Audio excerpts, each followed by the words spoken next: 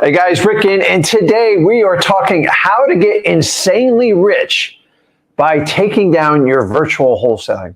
And what better way than to teach this subject matter while I am out of the country running my virtual wholesaling business and keeping it running smoothly.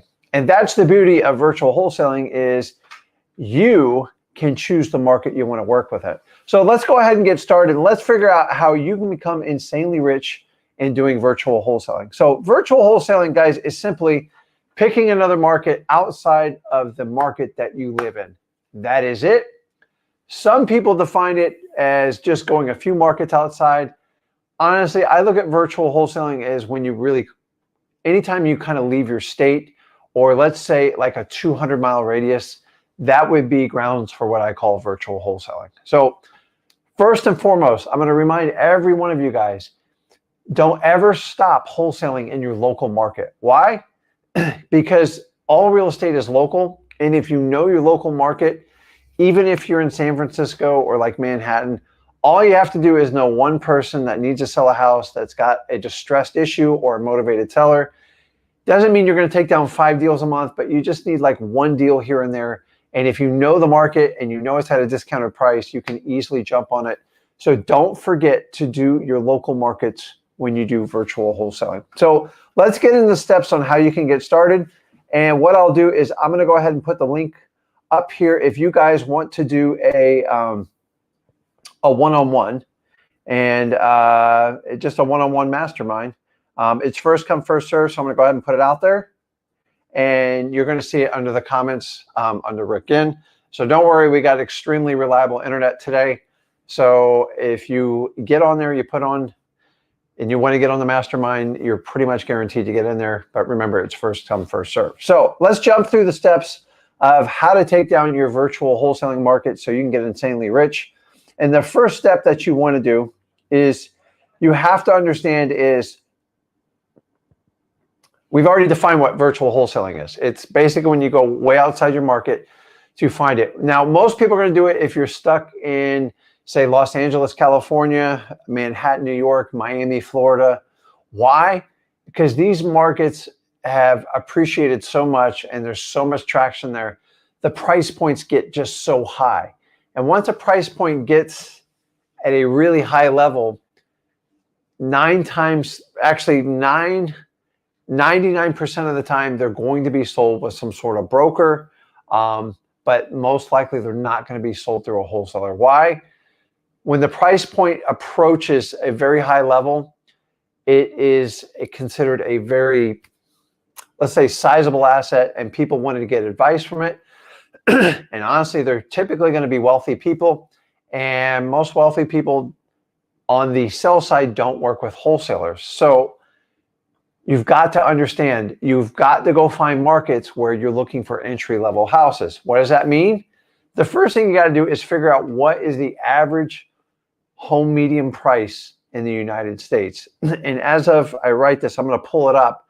I want to say it's close to around just under $400,000. I believe 390-ish is the last numbers I saw in it. So that's the average median price. So if you're in a market where the average home sale price is $700,000, $800,000, $900,000, you got to consider virtual wholesaling because, as I said, you're mostly going to be dealing with people with a higher net worth, and those people typically don't have a distressed situation where they have to sell to a wholesaler like you and me. So what do I do? What are you going to quit wholesaling? No, you just go to another one. Also, maybe you're like me. Like I started out in the Florida market. And I was constantly buying houses anywhere from $75,000 to $150,000. And now the price points have pushed up well above almost $500,000 in most of the markets I work in. And that was a golden opportunity for me and Zach to go find virtual markets where I felt there was more emerging opportunities for wholesaling. There was definitely more deals. And that's another reason a lot of you are going to be considered taking on virtual wholesaling. But keep in mind, I always do my local market. Why? Because I'm an expert on it. And if you've lived in a certain area for X amount of years, you know it very well. Always keep your eyes peeled, keep your ears wide open, and talk to people because that's how you really take down plenty of deals on that. So what we have to do is we have to go where there's market opportunity. So opportunities. Now, without getting into like all the stuff that I cannot control, you can't control, but sometimes you look at the politics of a state, and you look at, when you talk about politics, mostly we're talking about, are you in a red state, a blue state? I don't care what side of the party you're on, but you got to understand, you got to go where people are moving to. So to give you a perfect example, like Florida and Texas has had such an influx after our pandemic. It's been overwhelming. It puts so much stress on rental properties and pricing, and apartments have exploded. Number one is people like to go where there's no state income tax. So I'm not even going to put that in there. Like, I'm just telling you, I would, if I'm going to virtual market, the first ones I'm going to look on are the ones that do not have like heavy taxation. That's going to get rid of California, New York, Illinois. You guys can chime in on the ones that people just don't like to pay state income tax because it's just more money out of their pocket. So they're going to gravitate towards states that don't have it. That's why you've seen such an explosion in Texas and Florida. And guys, a lot of this stuff is just real common sense if you think about it. The next one, which I didn't put on here, is going to be weather. Nobody likes to shovel 5 feet of snow in the winter. Nobody. I don't care. I know snow's pretty. Snow's pretty to ski on and to visit. But if you're like Ohio, Michigan, it's a pain in the butt to get rid of. And for that reason, people are always going to gravitate towards a much warmer climate. And that goes with common sense. So we talked about politics. We talked about weather. This is all stuff you guys already know about it. So let's get into why we want to do wholesaling. Why we want to do specifically virtual wholesaling. First of all, the main reason we're all going to do it is so you can have freedom to do what you want to do.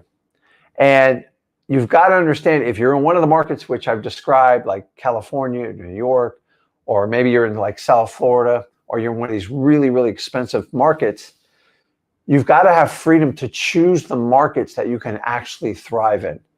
The worst thing you can do is pick a market like LA and just beat your head against the side of the wall, because no matter how hard you try, you're still going to have that price obstacle. And remember, when the net worth gets above and you get into the wealthy class, I'm not talking about the middle class, we're talking about the wealthy, they don't use wholesalers. And even if they have a problem, they will never, ever use a wholesaler. It's just, this is the facts. Been doing this 21 years. I'm telling you, you've got to stay away from those types of houses. But not only do you get freedom of your markets, guys, you've got to understand this. You get freedom of your time. Actually, those of you that figure out virtual wholesaling, it's a little bit awkward when you first do it. Why? Because you're uncomfortable with it. Welcome to wholesaling. If you don't get uncomfortable, you will never get comfortable.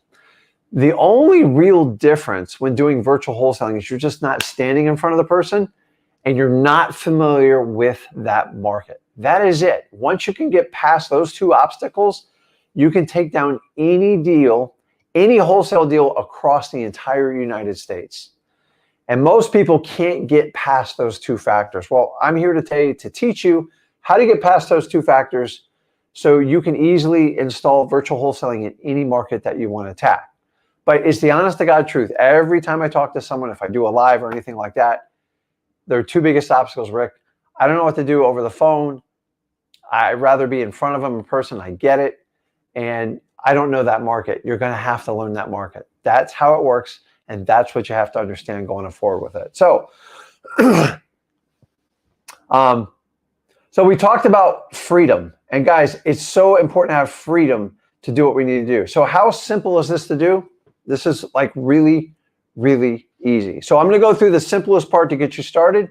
And then what I want to do after that is take some of you guys, answer some of your questions live. If you have a question, you can put it in the comments section. And I skipped the comments. Sorry, I'm checking them all out here. Awesome. So if you have a question on there, put it on there. And at the top of the link under Rick Ginn is the link to join the one-on-one. I still got some room on those. So how simple is it? Easy. You got to just simplify things. If you make it too complicated, you're never going to be able to execute the plan. So I'm going to give you a simple plan so you can establish your virtual market, and you can do it as little as 24 and 48 hours. I want you to do some homework on it and make sure you pick the right one. So the first thing you have to do is kind of obvious here. We have to select our virtual market. How do we select our virtual market? Let's get into it. Let's talk about it. So right off the bat, if you know the average home price in America is almost in the 400K range, you got to stay 400 or below. You just have to.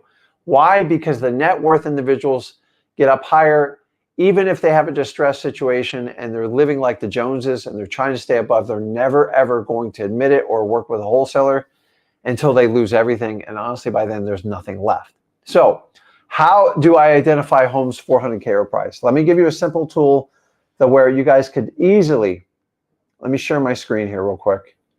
And let's pull it up here. So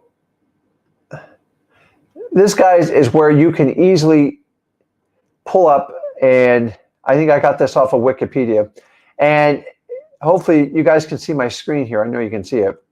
And each state gives you the average median home price. And this is in 2024. So say it's within 30 days. But like you see, like Hawaii, 839. I hate to tell you, we're going to throw that out. California, 765K. Massachusetts, 596. DC, 610. You understand why those markets aren't going to work. Now, if you have expertise in a market and you have some experience wholesaling, I'm not saying you can't do it, but if you're just getting out starting, I want to keep you below that $400,000 range. Now, if you go down and you look at places like Tennessee, 311,000, Georgia, 321, North Carolina, 322, Wisconsin, 286. It's a popular place, but people don't like the weather in the wintertime, so you have to figure that out. Pennsylvania, 255. It's a popular place for people to go look for affordable living. So one of the biggest challenges we're all dealing with right now is going to be affordable living. You see Michigan on here at 232, Indiana 231, Ohio 217. Ohio has extremely affordable housing. I'm not going to get into the details of it, but we're going to go through the rules on this. And now if I go down to the bottom lower 5 states below 200,000, I don't want to hear about it if you can't find a market. You just got to start below 400 when you do it. If you look on this bottom one, you got Louisiana at 194, Kentucky at 196, Arkansas at 198. Guys, there are plenty of deals out there. So, excuse me. I'm going to stop sharing this. And let's go over here.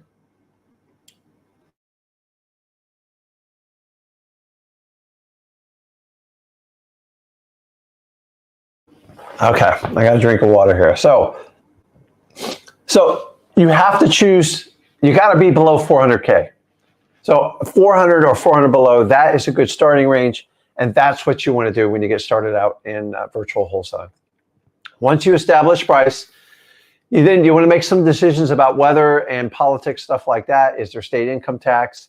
And you are going to follow the data. We're not going to guess. We're giving you exact numbers so you know exactly where to find these types of homes. The next one that you're going to have to follow is right here. If you look on the screen, is going to be population. We like to find states, actually markets, not states, markets with populations of 100,000 or more. Why? Because the more population means the more people are gravitating towards it. And most importantly, you have more active cash buyers in that area. And cash buyers always want to go where the most activity is.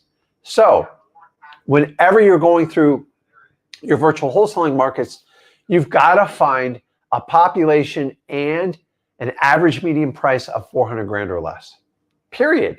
These are the two biggest factors that are going to determine if you're going to be successful or not right off the bat, other than you actually putting in the hard work to do it. The problem is if you guys find like a really cheap market, but there's got a population of 25,000, it means you're going to struggle to sell your wholesale deals, especially via assignment of contract. Remember, we sell the contract. We're not realtors. We're selling the opportunity. We're selling the dream. but you got to have a population. Can you do less than 100K? Yeah, but I wouldn't go much below like 75, 80 because you have to move your contracts in a reasonable amount of time.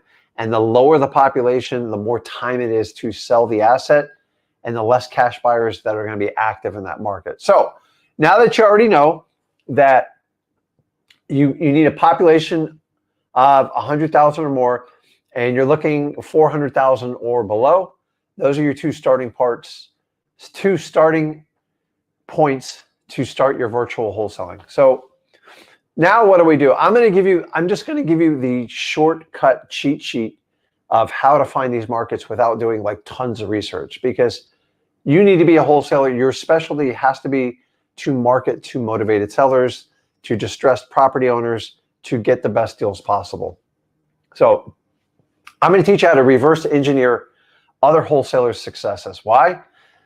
Because it's easy. I like to follow where people are already successful. Why? They've already spent money, they've spent a ton of energy, and they've done a ton of marketing. So instead of you spending thousands and thousands of your own dollars and spending all of your time and energy trying to test out new markets, just go where other people are having success. Follow me. This is going to make perfect sense for you, I promise you. The first thing I do with these types of people is I just take advantage of their ego. I've always told you one of the rules to wholesaling is you have to bury your ego. Here's the reality. 95% of wholesalers will inflate their ego when they start wholesaling. Don't believe me? Go on the internet, go on Facebook, go on Instagram. God knows you get buried with the guru ads. You know exactly what I'm talking about. But there are wholesalers that get success out there. And what do? Instead of keeping the secret to themselves, they're going to do one or two things. They're going to brag on the internet, and they're going to post pictures, and they're going to put their big fat check on there with a HUD and whatever, and they're going to put an address. That's gold for you. Why?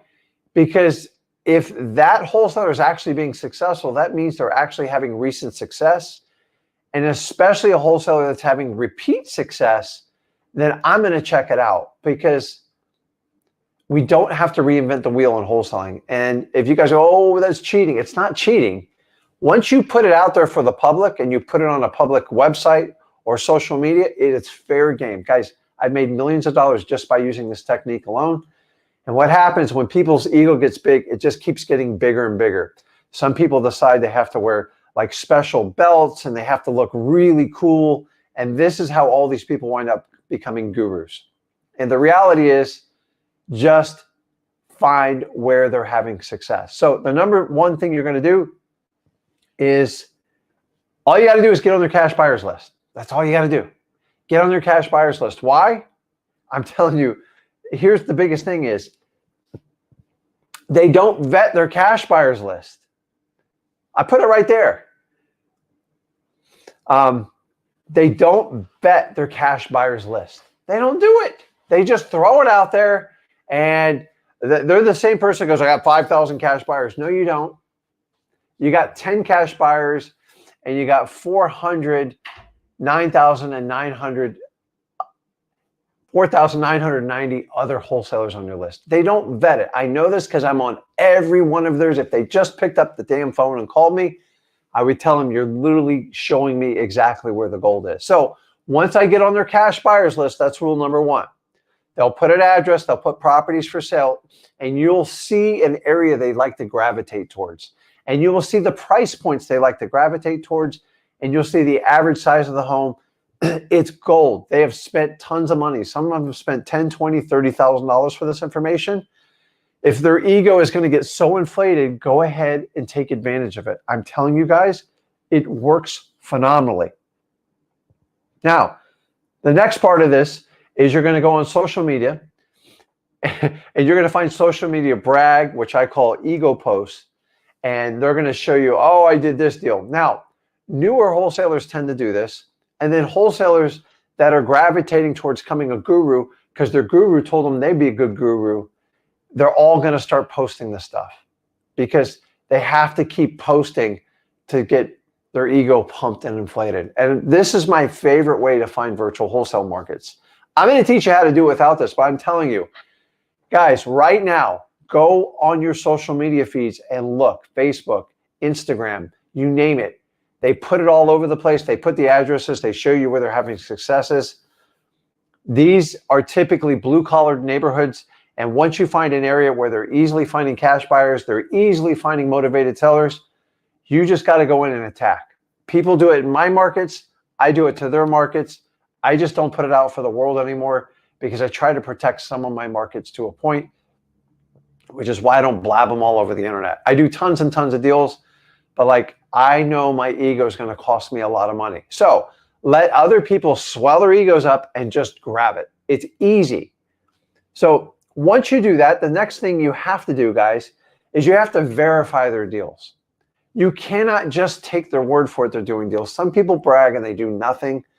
But once you see an address on there, you can go on property records and you can deduct. If they have it under contract, you can see if the property recently sold. By the way, you can also take their cash buyers from that. It's perfectly legal. If you're dumb enough to put me on your cash buyers list and you're not going to vet me and Zach always teach you quality over quantity. This is why. Okay, I'd rather you have 10 or 12 good cash buyers instead of 500 brag cash buyers because you have 495 wholesalers that are reverse engineering you. I'm telling you guys, this stuff works really well. It's like I used to test and spend all this money and like go in the virtual markets and take me months, sometimes 6 months. And once I used the strategy, it was golden. And to this day, I just found 2 new virtual markets that we're attacking right now. And I did the exact same strategy I'm teaching you guys right now. It really, really works. So once you verify the deals, and as I said, just go into property records and take a look. You can go on the internet, look at pictures of it. You can put 2 and 2 together real quick to find out if it's real. Once you know it's real and you see a pattern. So how do I identify a pattern? I look for price points. I look for areas. And here's what I really key on. I key on zip codes. Zip codes they're black and white. You know that exact area. I will deep dive that zip code. I will hit it as hard as I humanly possibly can. And if you can go in a virtual market and find between 3 and 5 zip codes, you can do some serious damage. Because now you know where there's areas of motivated sellers, there's a plethora of cash buyers. You've just got to go out, do the marketing, and harvest it. But most of you are scared to death because you don't know that market and you're not physically in front of the sellers. We have to get you past that. I'm telling you, working on the phone, some of you watching this right now, you don't even have a car to get started. I'm giving you a golden opportunity in virtual wholesaling. Now, here's the rules to virtual wholesaling. When you start out, you got to find some low-hanging fruit because you don't quite know what you're doing. If you want to learn exactly on what to do, I want you to go over to freewholesaling.com. You guys know exactly where that is. I'm going to put it on the scale it on the bottom here for you so you can see all that. So, awesome. Okay, so let's keep moving here. Once we know that we need to identify these zip codes, then where do we go from there? Well, that's simple, real simple.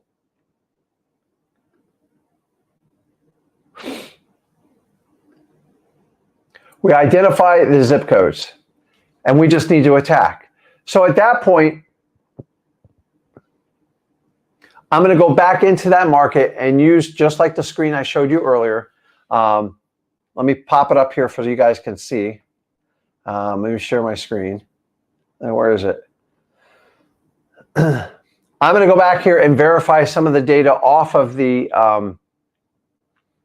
off Wikipedia, or which you can use a million other sites. And guys, if you really want to do some damage for some quick information, you could take this internet information and you could put it into Chat GPT. You could use it in BART, any of these AI tools, and it will sort the information, whatever you want to do. You could put in state income tax, you could put in weather, you can put in politics, you can do average median price, and you can do population all in one shot. I'm not an AI expert by any means, and there's a million companies that go out and do it. I'm not going to do that, but I'm telling you, use this stuff. All the information's in here, and find something under that 400,000 range.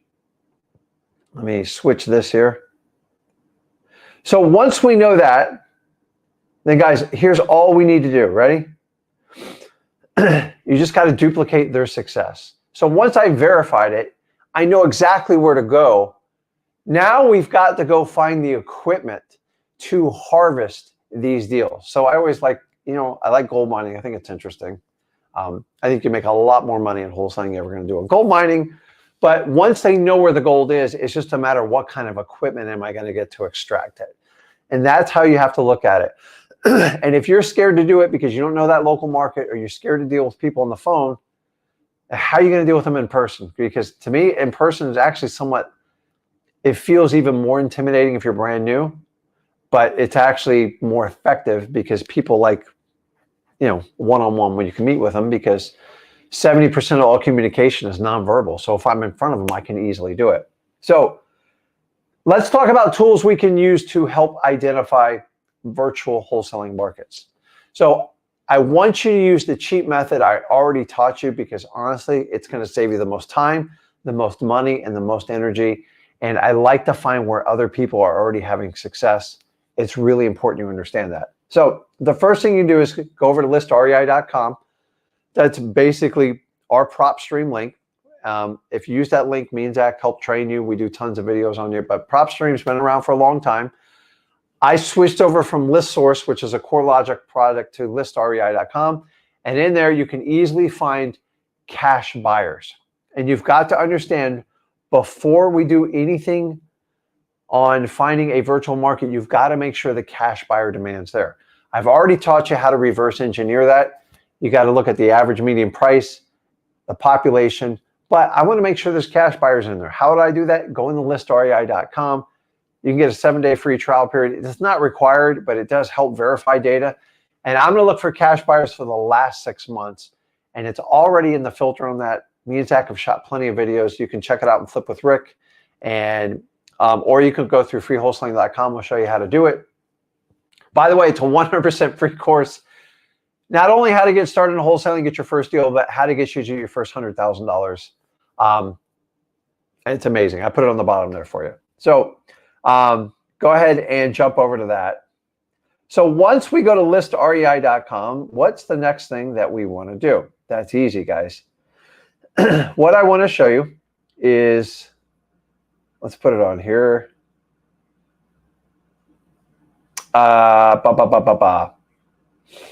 So we're talking about that. The next tool that I love to use is dmzack.com, and that's going to be through Deal Machine. And I love Deal Machine because this company has really stepped up and helped us wholesalers out. With the advent of the skip tracing in there, the 10,000 plus leads, it's a game changer. It saves you $1,500 right off the bat. And I'd rather you pay for like something through like dmzack.com or listrei.com before you hire your first employee, because that's where you're really going to spend a lot of money. So we have to get deals under your belt and get cash in your bank account before we hire employees. And I get all you guys questions, say, hey, I need to hire employees. I need to do this. I need to do that. You need to get deals.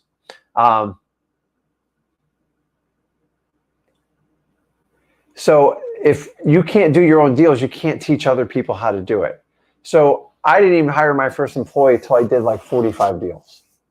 I just buried my nose in the pavement and I kept going and I never stopped. And that's what you have to do right off the bat. So the really cool thing through dmzack.com, one of the downsides of virtual wholesaling is I can't do driving for dollars. I can't do reverse driving for dollars. That sucks. I get it. But I'm telling you what you can do through dmzack.com, which is Deal Machine, is you can do virtual driving for dollars. And I've done it. And those of you who went to our last live event, we were in Dallas. We actually, we got 2 deals doing virtual driving for dollar. We had Matt Kemp, we had David Lecco there. It was really cool. I had a guy with almost little to no experience. We coached them through it on how to make the call, what to ask them, how to communicate, and how to negotiate to them. And we are working on those deals as we speak. So I'm telling you guys, it works. I didn't even know you could do stuff like this till about 2 years ago, and I was blown away. The old ways, we used to look at like old Google images and stuff like that, but I'm telling you, today you can actually do virtual driving for dollars. If you haven't checked it out, go over to dmzack.com. It's really, really cool on how to do that. Blown away you can do stuff like that. Now, I'm going to put an old school resource in here, which is listsource.com. And the reason I do that still up there. You can go in there and do it for free, and you can get a count per zip code of how many cash buyers are in that given market. Now, if you go over to flipwithrick.com, I recorded an entire video on this. You're going to have to search for it. I did it less than a year ago, but it's very, very effective. It'll give you counts. So say I was trying to look in like parts of Georgia. So maybe you're looking at Atlanta, Georgia, and some of the outbreaking parts. Once you have the list of zip codes, you can run it, and it'll give you how many cash buyers at certain price points, or you can make anything, you know, $450,000 or less, and it'll show you the amount of activity of cash buyers in the last 6 months. Powerful stuff. And here's the really cool about the list source hack. It's free. It's free. It's cool. I've been using it forever. They haven't changed it. I've been anticipating list source to change it any day. That's why I kind of stopped recording videos on it. But go back and check that video out. It helps verify. Because the one thing you have to do is when you, especially if you're going to duplicate another wholesaler's ego success, you have to go and verify the information.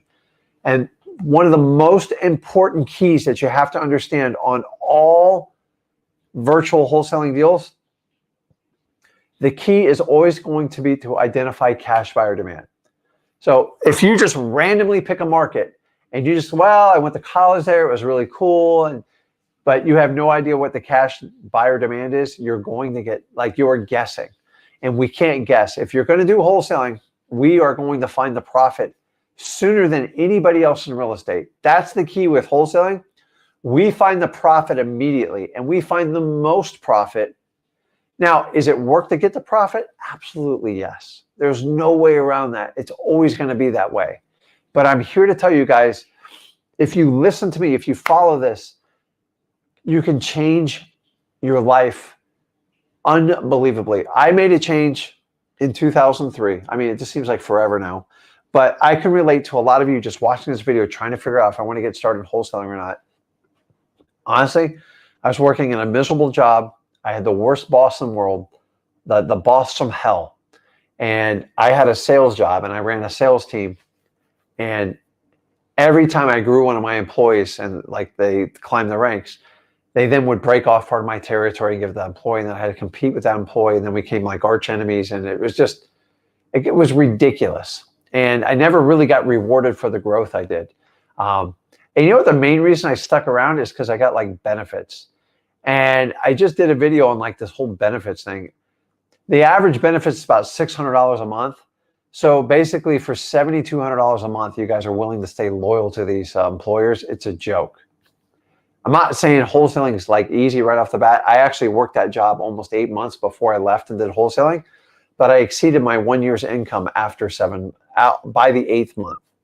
And that's when I made the dive and I did it. I had obligations.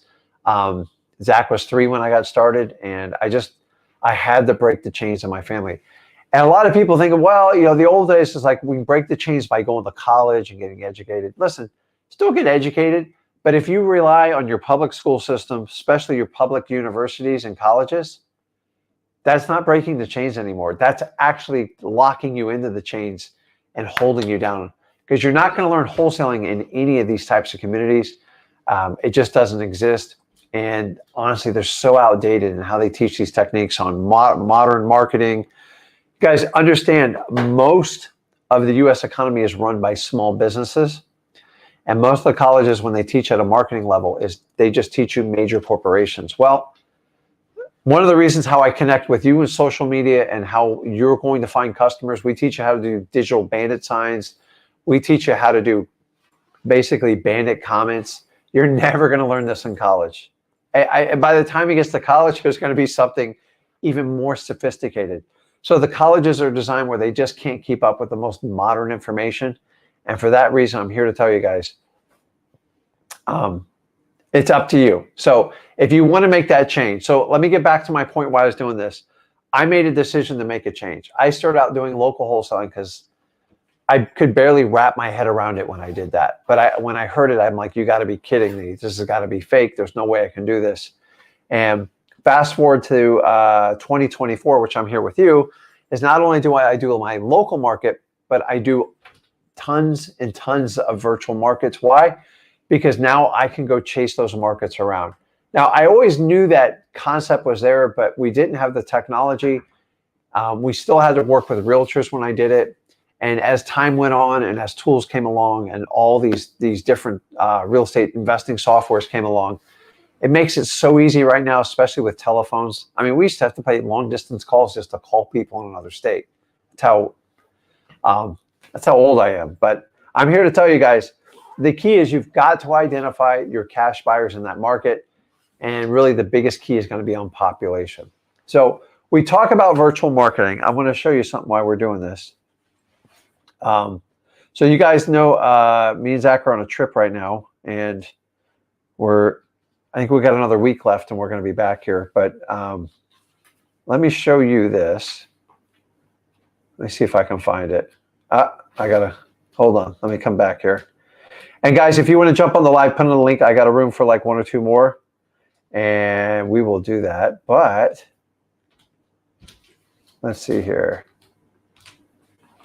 Okay. Let me try this. No promises. I'm not the tech guy. So we talk about virtual wholesaling. So if you look at this picture, this is a view right out from the hotel I'm staying in this week. So the week before we were on a boat, and the internet was a little bit rough. But like, this is what virtual wholesaling is all about. So what I can go about and travel and take a month off. Not a month off, it's just a month in travel. The only difference is I'm like 6 hours ahead of you guys. That's it. That's the only difference. But I can still, my phone calls connect with Wi-Fi. I can process deals. I can talk to my employees, and we get things done. Is everything perfect? Absolutely not. But I'm here to tell you is, let me put my mug back on there, is you can do it. So it's taken me a long time to get to this point where I can travel. I know you guys have seen pictures, Zach's post. I won't bore you with all the stuff, but when I talked about freedom, I couldn't do it without virtual wholesaling. And virtual wholesaling can work on the flip side, where you can work virtually anywhere you want in the entire world. As long as you get a basic internet connection, have phone access, and you have the God-willing ability to go out and just crush it and just basically chase everyone down. Now, let's wrap up with this section, and then we'll jump on and do the lives here. How do we connect with these people? Well, a lot of times you guys just like, do not complicate this. The first thing I want you to do is I want you to attack the government list. Why? Because that's where the lowest hanging fruit's going to be. We're talking about code violations, tax delinquencies, probates, water shutoffs, fire damage, eviction list. Guys, the list go on and on. If you want to get more on those lists, go over to freewholesaling.com, and we'll show you exactly which list to take advantage of it. Now, a lot of people, oh, Rick, those lists are free. You know, it's kind of hard when we have those lists. No, it's not, guys. It's very straightforward. I want you to understand that, because those lists, the reasons why we pound them to death. Number one, you don't have the experience yet to do the fully paid list. And I'd rather you cut your teeth on the free list. Free doesn't mean they're easy. They're actually kind of a pain in the butt to get. You have to earn these lists. And you are going to get resistance when you get these lists. I teach you how to overcome resistance with persistence. But you get these lists, they're going to have the highest motivation. Now, are there other ways you can do it? Absolutely. We already talked about the driving for dollars. We talked about doing the digital bandit signs. You know exactly how that works. Go over to freewholesaling.com. I'm not going to teach you in this one because I would go into entire detail and you eat up all the time. And then we also have the bandit comments. That's basically where you take someone that makes a full Facebook or Instagram ad, and then they leave the comments on, and they let a third party run it, and you put in your comments, and you just grab leads off of that. Because people are either going to call a phone number, they're going to fill out a landing page, or they're going to leave a comment. A comment is the most prevalent, and these people do not answer comments from motivated sellers. Whoever can connect with that seller first wins. And here's the really cool part. They're spending $5,000, $10,000, $15,000 on that. You're spending zero. Why? I'm teaching you how to be an effective wholesaler. You've got to cut your teeth and find the most motivated people at first. Why? Because you don't have a lot of money, and you need to get a deal so you can put money in your bank account, so you can find other ways to leverage your marketing. But in the beginning, I want to see if you can actually cut your teeth, because so many people in the wholesaling industry don't understand. I'm going to hire a guru and I'll pay the guru $5,000 or $10,000, whatever. It's money out the window. And then what does the guru tell you? You need to spend another $5,000 to $10,000 a month. You're going to get killed. You don't know what to say, because the guy or gal that starts out at freewholesaling.com and uses the government list, digital bandit signs, the bandit comments, they're all, and the person that went on the paid course, they're all going to go through the exact same journey. It does.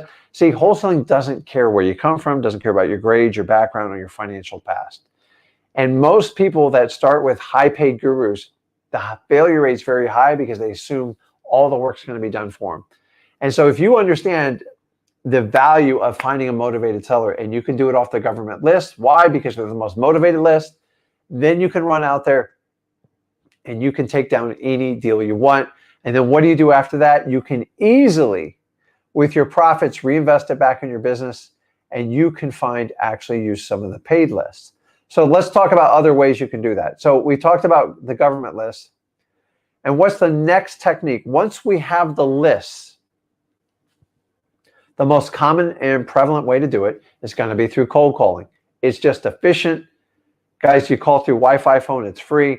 Go get a virtual phone number. If you don't know how to do it, just go through freewholesaling.com, or you can just do a Google search. It's really not that hard. Or you can use Google Voice. Make sure you turn off the automated "this is Google Voice" on it, and it's 100% free. Did I say it's going to be easy? No, you're going to have to go through and make calls. But once you get a deal or two under your belt, you can do what we call a multi-line dialer, and we have services that you can do that for, and then you can triple your effect and triple your rate in calling people. And you can skip trace all this through dmzack.com. But when you first start out, people will say, Rick, should I hire a VA to do cold calling for me? You've got to get some deals on your belt. I can't stress this enough. How are you going to teach VAs to make cold calls if you don't even know how to do it yourself? I know there's a guru out there that has a system that's going to show you exactly how to do it step by step. I'm telling you, they're really good at taking your money out, and you're going to run out of money, and you're eventually going to wind up right back here doing cold calling all by yourself. I'm telling you, you've got to learn how to do it. Cold calling, hands down, the fastest, most popular, most effective way to take down deals in a virtual market. Trust me, the data is there. That's the most prolific way. The next one is you can use SMS texting, and it's effective. There's some challenges with texting with the carriers right now, but we all know about it, and you got to stay on top of it. Now, the downside on texting is it's a little pricey right off the bat, usually around $500 just to get started. But if your messages get delivered and you have nice, big, motivated seller list, they're usually very effective when the messages get through. Remember, the goal with texting is to convert them to a phone call. You're not going to be able to take down a motivated seller 100% on text. This is not like you're in school. You actually have to talk to these people and converse. I've only taken one deal down via text in my entire career, and honestly, I just got lucky. So if 21 years, only one deal, I'm just telling you, you get starting out thinking you're going to take 5 down via text, get them over to a phone call. The sooner, the better. And then the next one you can put on there is going to be direct mail. Keep in mind, this is not something I want you to start out. You need to get some deals under your belt, and then you can switch over. We have very effective postcards where we put an offer on it. And if you want to learn more how to do that, go over to mailingmastery.com, and we'll show you step-by-step how to do it with little to no experience. But I prefer you don't start out with that method. Some people do, but you've got to understand the logistics, how a motivated seller thinks, and why an offer postcard is the best way to attack it. And then, guys, let's not forget about this. JV deals. There's people in the comments right now that are looking to do deals. You can connect with people that want to partner up with you. I was really good at finding motivated sellers. I sucked at selling them my first year. So I went out and found other wholesalers to split the profits 50-50, and I made a lot of money doing that. I eventually figured out the dispo game from my JV partners, but it was a mutually beneficial relationship because they made money off their cash buyers list. Everybody won. Go out and find other JV partners that you can actually help out. And remember, it's per deal. So if you guys make money and you work good together, you can continue that relationship on another deal. Some of the greatest wholesalers I ever met has been through JV partnerships. And me and Zach do them all over the country. Some good, some bad. For the most part, if you go out there and you actively try to help people, you can get plenty of deals. And guys, it doesn't cost you any money. Yeah, you got to split a deal. But like if you have a deal in Wisconsin and you're doing it virtually, but you don't really have your cash buyer set up, go find some local wholesalers or maybe people in this group or somebody inside of Flip a Thrift that can actually help you sell the deal. Because I'd rather make some money than no money. And don't hold on to the deal till the last day, then try to get help. Try to get help up front, especially if you're not experienced. Ask the JV partner to help you, teach you how to do dispo correctly. That way you can learn and you can grow as you go. I'm telling you, do not sit there and wait and get a contract on a property under contract for 30 days and then try to JV it on the 29th day. They are not miracle workers. I can't throw you a Hail Mary on that. You're better off if you don't have that experience up front to just admit it and partner up somebody and everybody profits together. You're never going to get hurt taking a profit home in wholesaling. So important. And guys, last but not least, you've got to understand this. You've always want to be active in your local market. I can't stress this enough. So many people drop the ball like, well, I kind of stopped doing it in my local market. Your local market is key. Why? Because all real estate is local.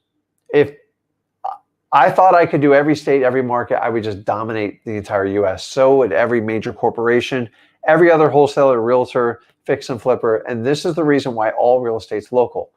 The longer you're in a market and the more adept you are on how real estate works, every now and then you'll have a conversation where someone's getting foreclosed on, someone's getting divorced, someone's getting evicted.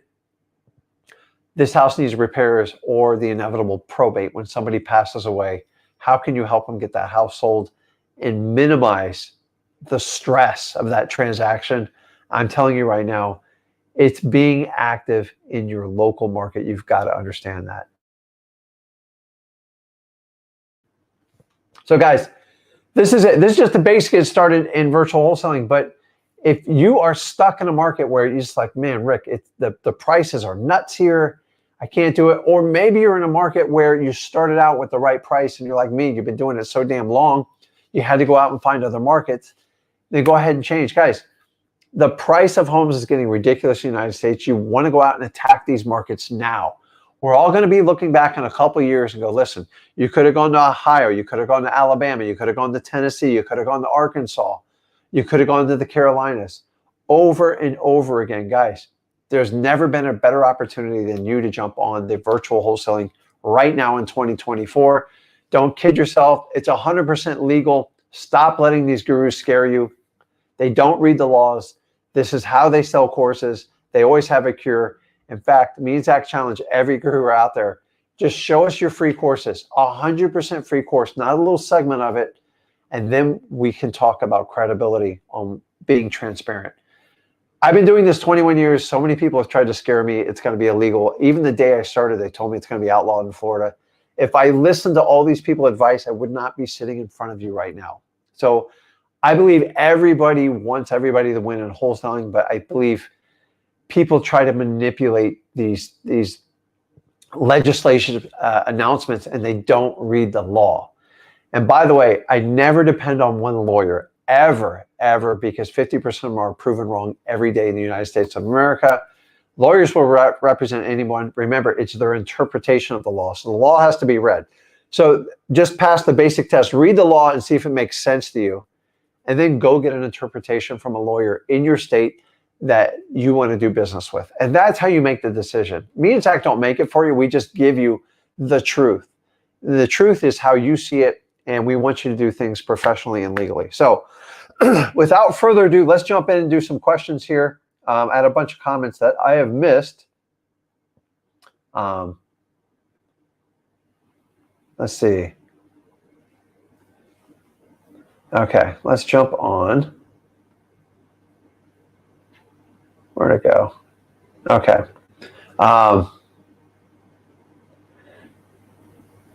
So here's a good one. What's up, Rachel? How you doing? It says, is a real estate license needed to be wholesaling in Florida? No. I spoke to a realtor the other day, and she said I have to have a realtor as well as covered by a broker to do business with them. Well, Rachel, I'm here to tell you, I've been doing 21 years of business in the state of Florida. I've probably done over 2,500 deals just in Florida alone. So I know this for a fact. So I work with a lot of lawyers, a lot of title companies. This is the problem. You get really bad information. Florida is a very wholesale friendly state. So I don't think we're ever going to have a problem, but who knows? But I'm telling you, that is 100% factually wrong. So here's you go back to the realtor. Can you show me the statute that mandates this? If they can't give you a statute, it's just, I heard on Facebook, my broker told me this. You need evidence. You guys understand how mainstream media works. It works the same way with lawyers, with realtors.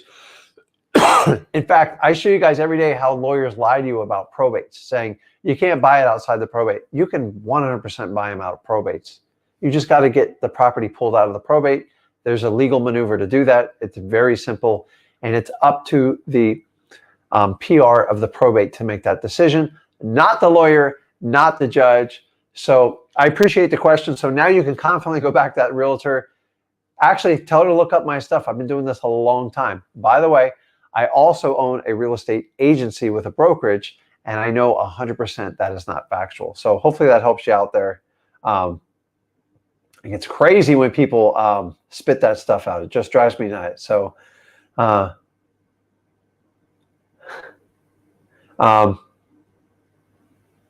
so funny. Okay, let's see if we can do a live here. Guys, I am bouncing around in Italy here today. And Deb, you there? Yes, I am. How are you? Good. How are you doing? It's a long time, you know. Yeah, I know. So what's going on? What can I help you out with? Okay. I've been texting and doing some calling, and I got a response back from one lady. But we've been doing this since almost the beginning of the year. She is elderly. Her husband died 2 years ago, and her kids want her to move out. And Okay. she's staying with one of them, but she has yet to, sell the house because they don't want her to stay by herself anymore. So, I mean, how Got can it. I get her? I'm trying to get her on the price. And when we talked last week, because I've been keeping in touch with her, like you said, because I wanted to give up. I was like, man, this has been since the beginning of the year. But hey, I was like, let me just stay on this.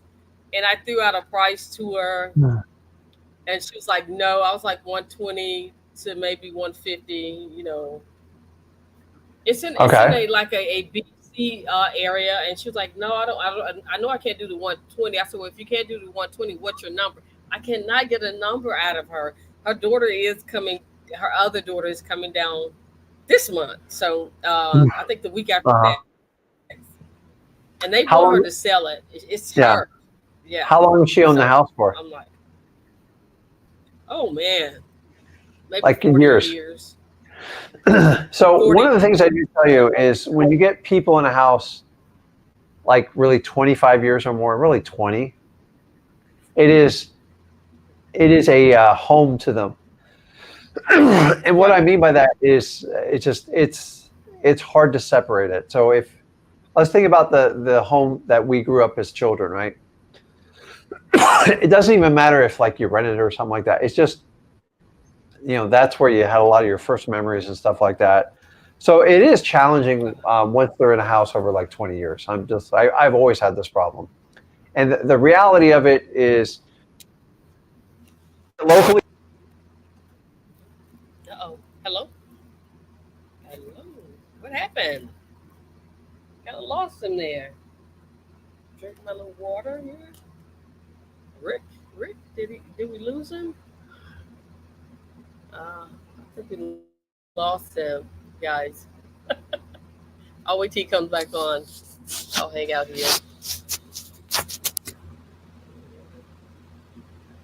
Rick, can you hear me? I can't hear you. I can't hear you. Okay, can you hear me now? Oh, yes, Can you hear me? yes. Okay. Yes, Sorry about yes. that. So are you doing this locally or virtually? I'm doing it locally. I want to try And so locally you met first. with her? No, no, no. I have not met with her at the house. Oh, I lost you again. Or do No, you want I'm to just here. talk Just off camera? can you hear me? Okay, that's fine. Yeah, I'm here. Yes. Okay. Um, so you went. So you once again you chopped out on me. Did you go by the house and meet with her? No, I have not gone to the house with her because she doesn't drive anymore. Her kids won't let her drive. So I've been trying to, at least get inside. I've gone, by it to look on the outside because it's been Yeah. broken into and things like that. And I have not Yeah. had a chance to get inside. I know that, about a new roof in 2009 because they had a Yeah. small fire up in the attic. So they had a new roof in 2009. And really not a lot of updates. I wrote Yeah. it down somewhere. Now that I have you on here, I don't know what I did with it. Yeah. Talking to her. Yeah. Well, And so the wiring, they did had to redo the wiring on the house as what well can after you the fire. do? How old is she? She's 75. Okay, knowing she's 75, and it sounds like she has one of her kids are helping her out.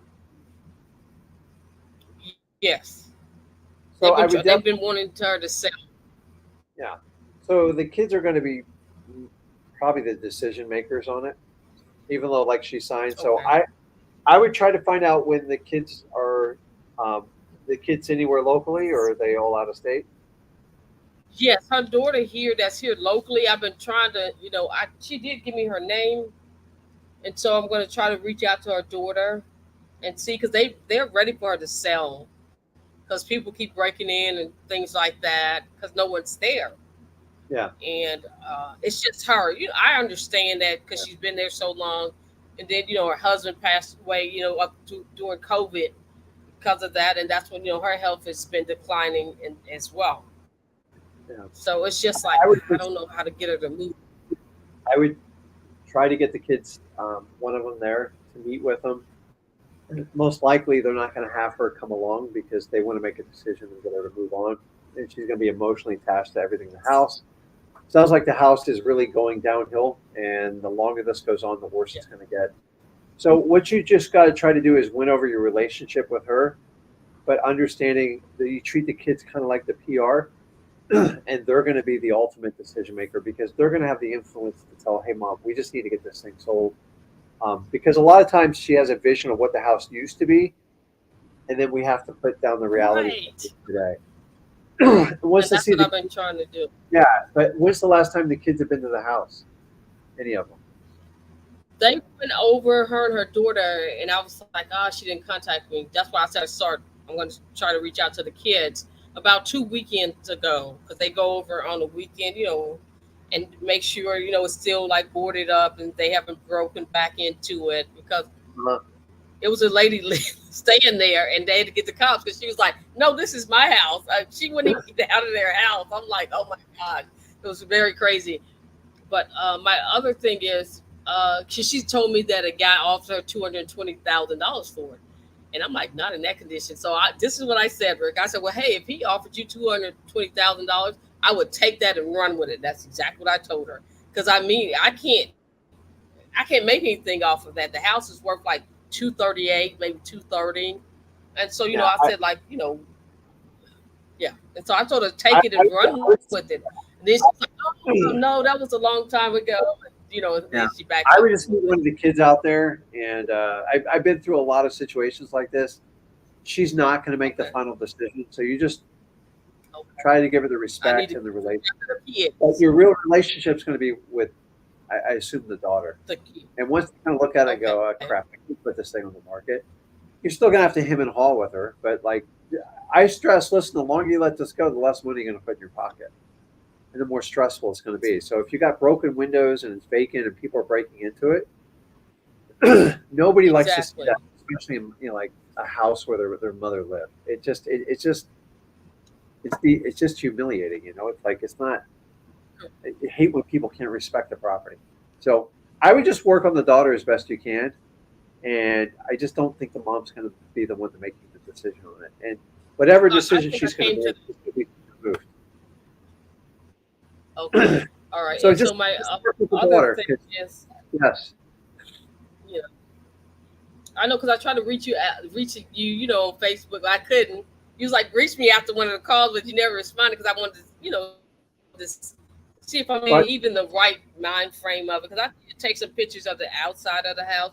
Because my first deal, I want to do it with you guys. Because I'm like, I don't know well, what I'm listen, doing. I know, but this is Like, so I apologize. I do the flip with Rick Plus just so I can like sort through. I literally get um, hundreds of in like emails a day, I not can text but imagine. email, and like Facebook. I have somebody else helps me out with it, so it's hard because if I respond to them all day, I have to hire 2 employees, and I just can't. I just don't want to waste money on stuff. So the house is motivated. That it's the perfect house. It should have all the Yes. signs to get a great Yes. deal on it. But you have to at some point you're going to have to get the daughter to be motivated enough to sell it. Um, once I would only negotiate with her while you're at the property because if it's exactly what you say it is, to me that's where you get the leverage to go. Okay, listen, do you want to just get this thing sold, or I tell you what, you want to fix the whole thing up and call me when you're done. Nobody wants to fix mom's house up. It's tough, and there's a reason she's not living there anymore. Did you find out what the reason was? I mean, obviously her I mean, husband her passed away. her health is It's pain. declining, and they don't Yeah. want her alone. And I did talk with her. She's like, "Well, I wanted to buy another place." I said, "Why would you spend that money on another place and then you have to pay a live-in person? Because Yeah. she needs someone there with her." I said, "It doesn't make sense." And she's like, "Yeah, you're right about that." I said, "You're just spending more money to, bring someone in." And so I've been talking to her for a while. I'm talking about Rick. I listened to her for hours. I mean, like up to 2 hours last week, and I was like, "Oh my god!" But you got But you got to I'm get still you got to talking get to her. you got to get to the daughter. So who's she living with right now? The daughter. Yes, her daughter. Yes, they're getting ready to go out of town. Her and her husband, and the other daughter is coming in to stay with her. See, that's why she can't even be there, by Yeah. herself because of her health. I'd They spend, don't want her I'd, driving. I'd spend all your energy on the daughters. That's where you're going to get it. Okay, that's what I'm going to start doing. Okay, and one other Oh, thing, I yeah. paid for skip tracing, Uh and I'm huh. going to hop off because I pay for skip tracing, but I'm not getting. I did batch leads, and I even did the the driving app, but I'm not getting really good results. I'm getting the same results because I have already looked up all my things on the free ones. I'm getting the same results on the free ones. you Well, I know mean, whatever so I'm works like, for you. You just no, remember I'm all. saying I'm not even with the pay. I'm not getting. I wanted better results, so I said I paid for them, but I'm not getting a big difference in the numbers. I haven't found any numbers that I haven't found on the free site, which are not correct or missing no number. I got it. Well, just Okay. on that particular one, just work with the daughters. So I had an instance where I had a little old lady. She had 46 wild feral cats living, going in and out of their house in the woods, and Okay. the house was so bad, and she wanted an unrealistic number. It was like such an. I'm like, ah. And then I remember asking her, I'm like, do you have any kids? Um, Anything? And she kept calling me back. Well, if you could do like 210, I'm like, I'm like at 50 grand. Like, and I was stretching at that number. Um, Long story short, I've documented this one before. I dropped off just a bag of cat food like 3 months later and said, listen, hey, just, appreciate your time. I respect your love for the cats. The daughter picked up, she goes, my mom was so tickled by you dropping off the cat food. She goes, I had to admit my mom to the hospital because the ammonia from the cats is killing her. She goes, I got to Oh, get this. I got to get this thing sold. I go, have you seen the house? She goes, unfortunately, I did. I agree, it needs to be sold. I immediately almost discounted her, assumed they wanted like 200 something. We wound up buying the house like I think it was around 20 grand, and I didn't like I sold it within an hour to somebody at the title company because I go, listen, it's a cat piss house. Like I would burn it down. And the bottom line was, um, she just was so emotionally attached to the house. Like, and I never disrespected her for it, but by that little gesture, like a cat foot, it could be a thank you card. It could be something like that. A lot of times when you can find out the daughter's information, to listen, I met with your mom. I get the story. Wonderful lady. Please let me know when you're ready to sell. I think she needs help.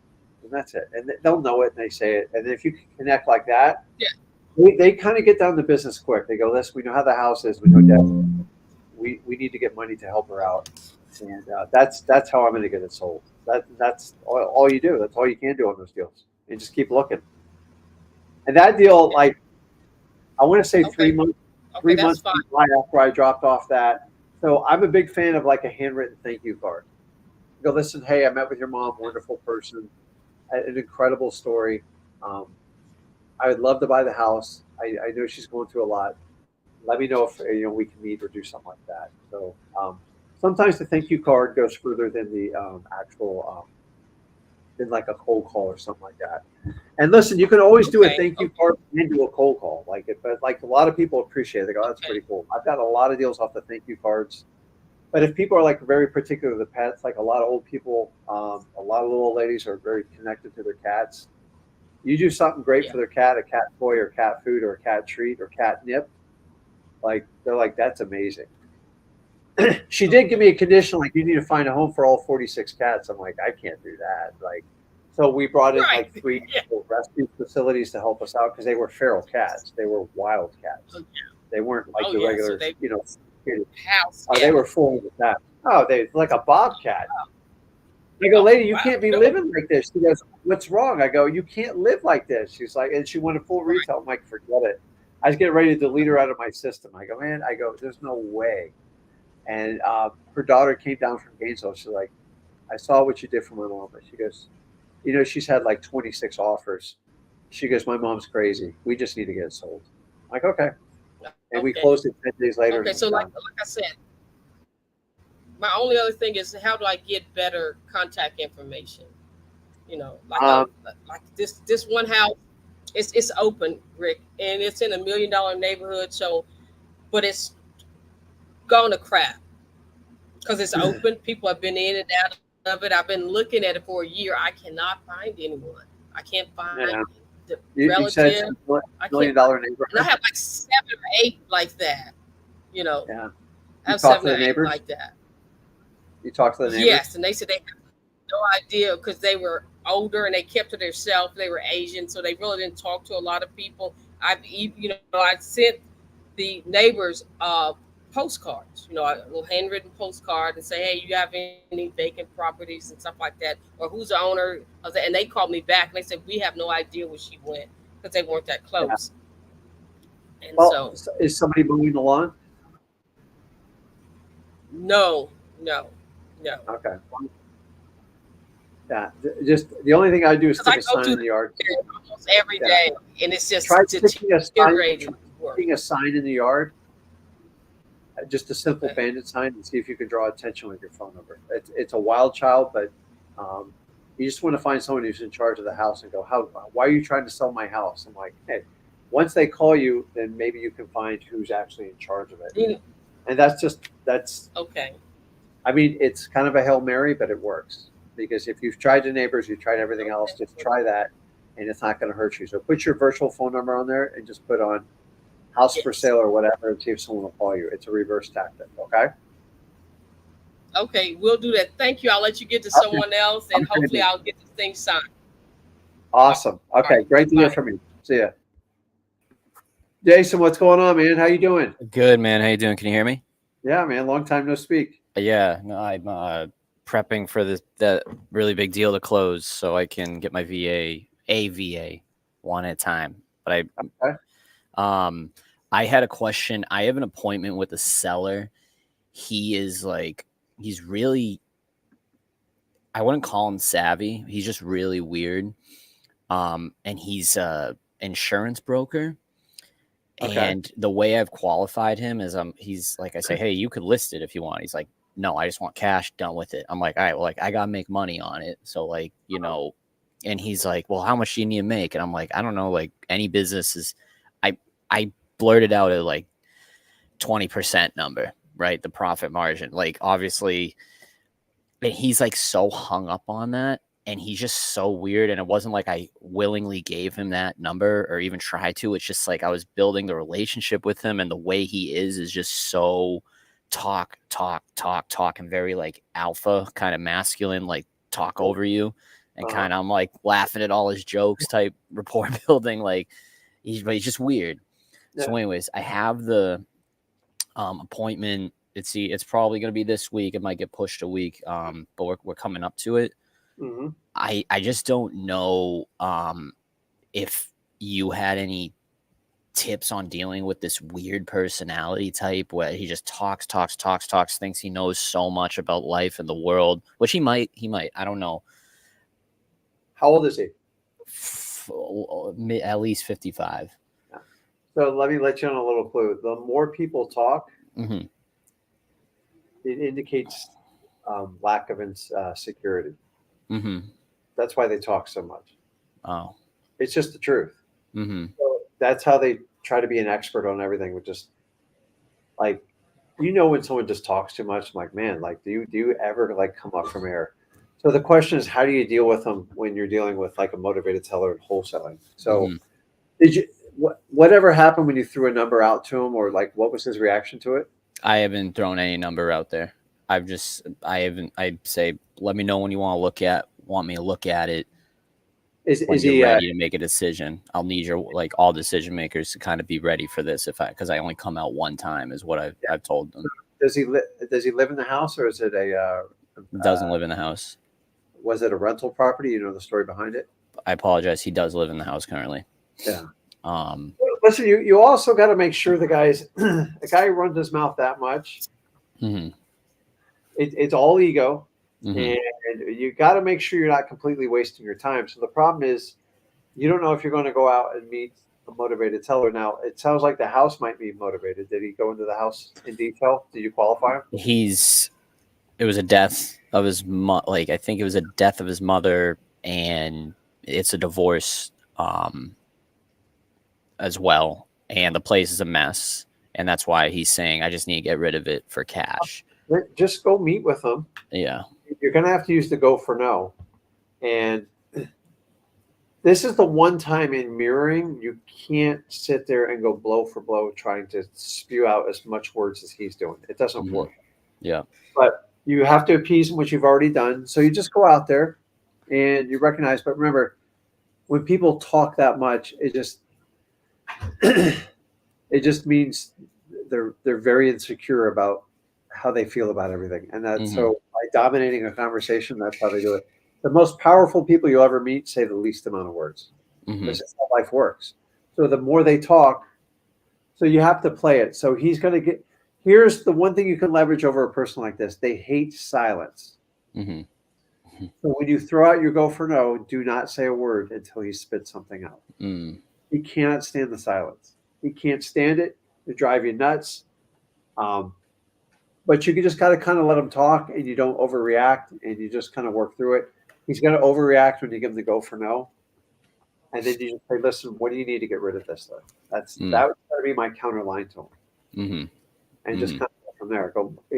And then wherever the filth of the house is, if it's really bad on the inside, stay there. If the house is really bad on the outside, stay on the outside. So wherever the pain in the house is where you want to gravitate towards it. Like, so you want me to deal with all this, and like, I get your number. You tell me what you need to get rid of it. You never do an ask price.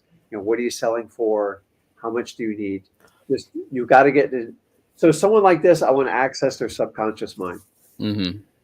And the only way you do is you have to listen, and you have to you're going to have to time your words, because he's going to keep, every time you have a pause, he's going to fill it. Mm-hmm. Every time you have a pause, they're going to fill it. Mm-hmm. So, but here's the problem with this. You have to actively listen, and you got to try to solve a problem of his without waiting your turn to speak to him. You know what I'm saying? Mm-hmm. So you have a motivated house.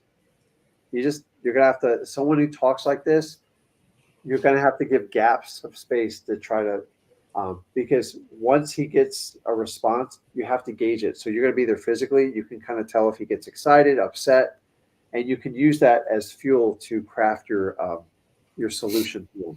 You're going to have to keep it carefully, because once he gets talking in a wave, you get no information. He's using it to stall. Like, he'll go on and on. How long did the Mhm. guy talk to you on the phone for? Total, I've been on the phone with him at least probably 2.5 hours. It was like this was a 6-month follow up. It was like an hour in November, hour in December, then kind of 15 minutes a week I cap it at 15 minutes a week now. Well, listen, you're past the stranger danger stage. Yeah. He like, You just got to try to use all your time to connect with the rapport, get to the real problem of the house when you're there, and then you're going to have to find that gap and just use the go for no is going to be your shock value. And then you're going to have to watch his response, and you're going to have to carefully gauge his, watch his eyes. Does he look up? Does he look down? Does he rub his head? He's going to have tendencies. He's like a really bad poker player, and you can use it to your advantage. But I go meet with him. Don't freak out about it. Just use the go for no. And when you give him the offer, just be very silent until he reacts to you, and watch his reaction carefully, and then craft it. But you have a motivated property. You just got to put a deal together. Okay. I think you're fine. Like, just go. Like, yeah. Talks a lot. So I don't want you there 2 hours though. Right. Honestly, it's 30, 40 minutes, you just get to it. So do your little 15-minute chit chat. And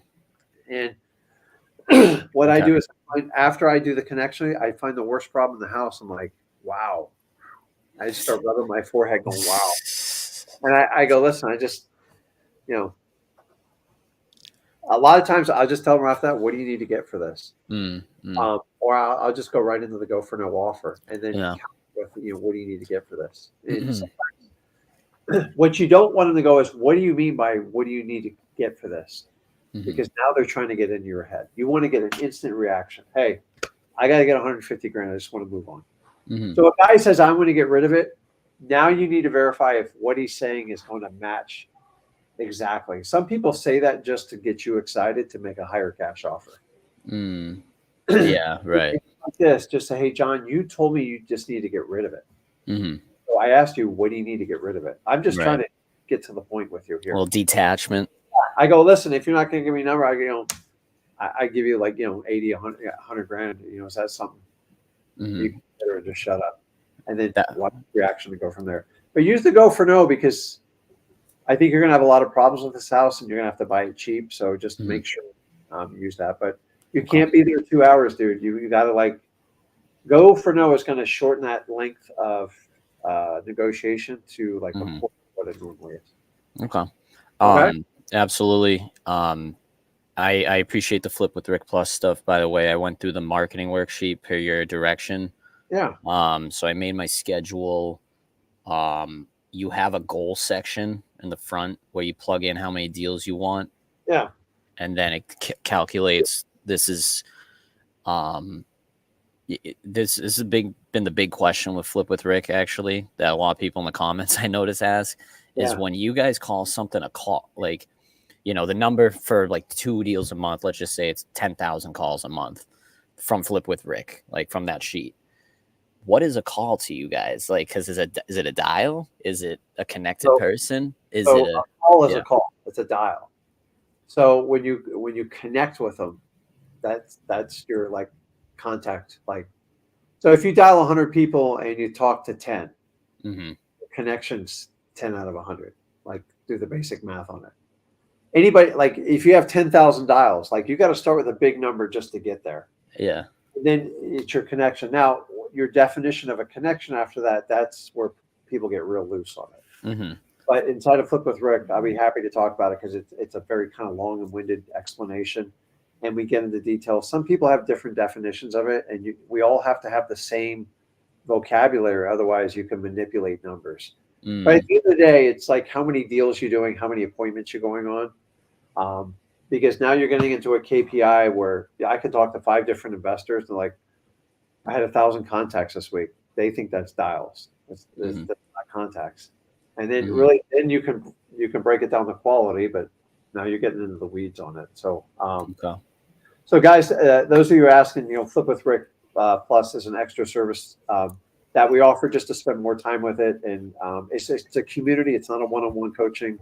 And I got people asking in the comments, the Flip with Rick will have our normal extended will be this week. So tomorrow, after the Flip with Rick, it goes on about 2:30, 2:35. That'll be on there. But we'll get in that. And I'm actually working on a updated worksheet to kind of simplify it to, I should have that by the end of, within 2 weeks. I just got to update it, and me and Zach are going to review it. And but the idea of that is you got to break it down into numbers. And most people, whenever you're going to have a marketing plan, you got to get very detailed numbers. Mhm. Otherwise, it's hard to hit your goals if you don't know where you're going. Otherwise, you're just randomly all over the numbers. So, but we'll dive on there.